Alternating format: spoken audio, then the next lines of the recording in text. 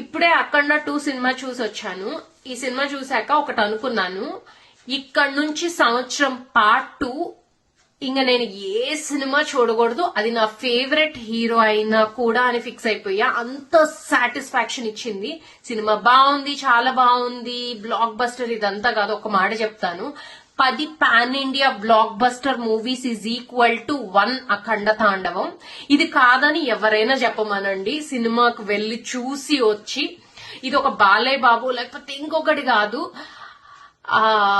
మన హైందవ ధర్మాన్ని నమ్మే వాళ్ళు, సనాతన ధర్మాన్ని నమ్మే ప్రతి ఒక్కళ్ళు వెళ్లి చూడండి, నచ్చుతుంది. బాలయ్య బాబుని స్క్రీన్ మీద చూసినప్పుడు అంటే కనిపించినప్పుడు శివుడు మనలోకి వచ్చేసాడా, దూరాడా అన్న ఫీలింగ్ వచ్చేసింది. Goose bumps. ఎంత సాటిస్ఫాక్షన్ అంటే నా ఫేవరెట్ హీరో మూవీ రిలీజ్ అయినా కూడా నెక్స్ట్ ఇయర్ ఇదే డేట్ వరకు నేను సినిమా చూడను, అంత సాటిస్ఫాక్షన్ వచ్చేసింది.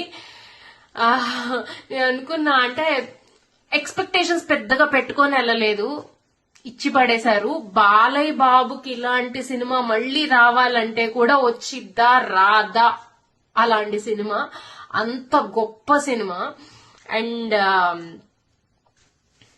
ఇంకా అంతకంటే మనం రేటింగ్ ఇచ్చేది ఏం లేదు, రివ్యూ నేనేం చెప్పను. ఇంతే, ప్రతి ఒక్కళ్ళు మిస్ అవ్వకుండా ఇది థియేటర్ లో చూడాల్సిన సినిమానే. అండ్ పిల్లలకు కూడా చూపించండి. నా కూతురు అయితే అలానే పెట్టుకొని అలా చూస్తూ ఉంది, అసలు మాటలు లేవు.